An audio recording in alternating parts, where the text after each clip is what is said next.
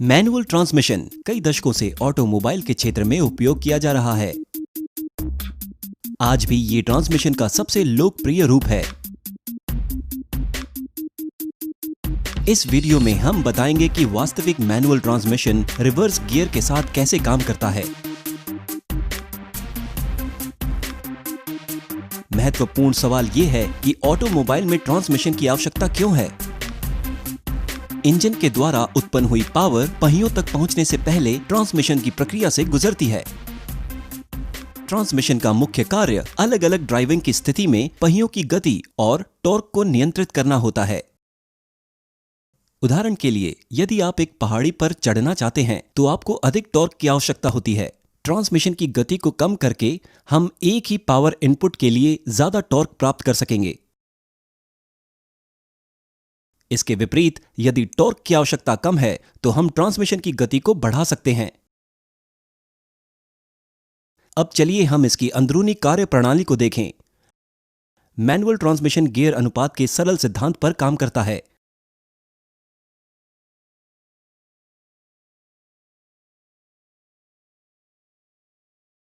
एक बुनियादी ट्रांसमिशन तंत्र यहां दिखाया गया है। यहां इनपुट और आउटपुट शाफ्ट एक काउंटर शाफ्ट के द्वारा जुड़े हुए हैं।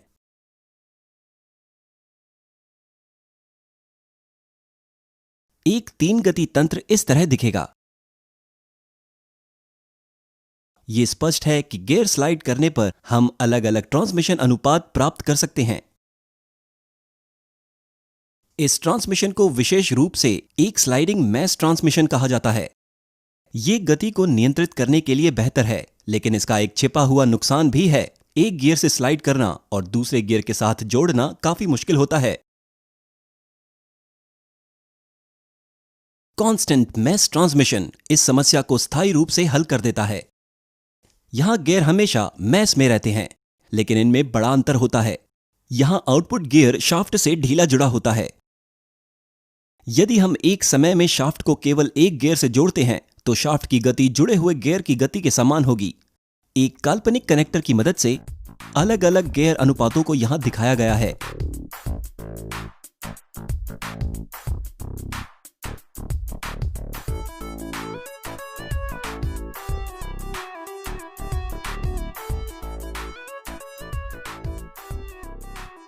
यह ध्यान दिया जाना दिलचस्प है कि चौथे गियर में इनपुट और आउटपुट शाफ्ट सीधे जुड़े हुए हैं। मैनुअल ट्रांसमिशन का मुख्य कार्य ढीले जुड़े हुए गियर को आसानी से और प्रभावी ढंग से शाफ्ट से जोड़ना होता है। देखते हैं कि व्यवहार में यह कैसे किया जाता है। सबसे पहले मुख्य शाफ्ट गियर में सिंक्रोनाइजर कोन टीथ व्यवस्था होती है।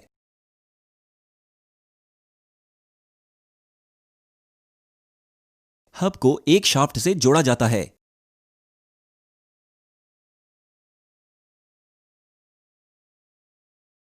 एक स्लीव जो हब पर स्लाइड करने के लिए स्वतंत्र है, उसे भी इस प्रणाली में उपयोग किया जाता है।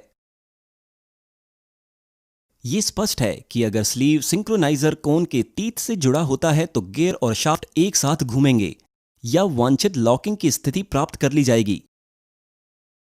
लेकिन गियर बॉक्स के संचालन के दौरान शाफ्ट और गियर दोनों अलग अलग गति से घूम रहे होंगे, इसलिए इस तरह की लॉकिंग एक आसान काम नहीं है।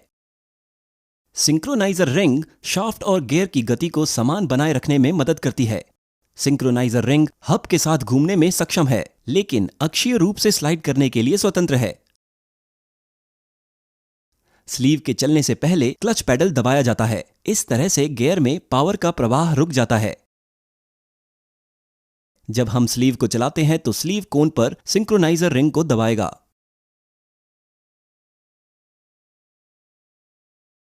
सिंक्रोनाइजर रिंग और कोन के बीच अधिक घर्षण बल के कारण गियर की गति शाफ्ट के समान हो जाएगी।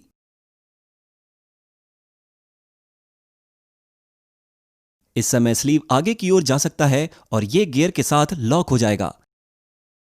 इस प्रकार गियर आसानी से और प्रभावी ढंग से शाफ्ट के साथ लॉक हो जाता है। इसी तंत्र को अन्य गियर में बदलने के लिए उपयोग किया जाता है, जैसे कि पहला गियर,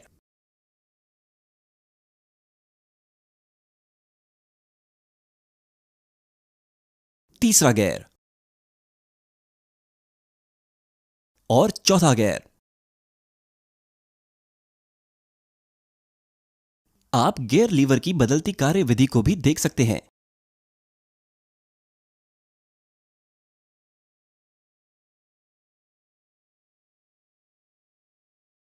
इनपुट शाफ्ट की तुलना में आउटपुट शाफ्ट को अधिक गति से घुमाने के लिए पांचवें गियर का उपयोग किया जाता है।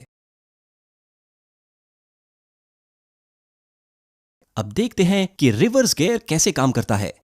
जैसा कि दिखाया गया है कि रिवर्स गियर 3 गियर व्यवस्था का उपयोग करता है। उनमें से एक निष्क्रिय गियर है।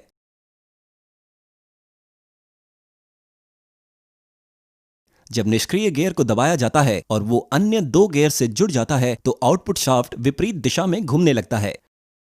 कृपया यहां ध्यान दें कि रिवर्स गियर में एक सिंक्रोनाइजर रिंग तंत्र नहीं है।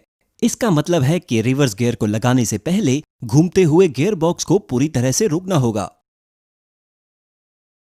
वीडियो देखने के लिए धन्यवाद।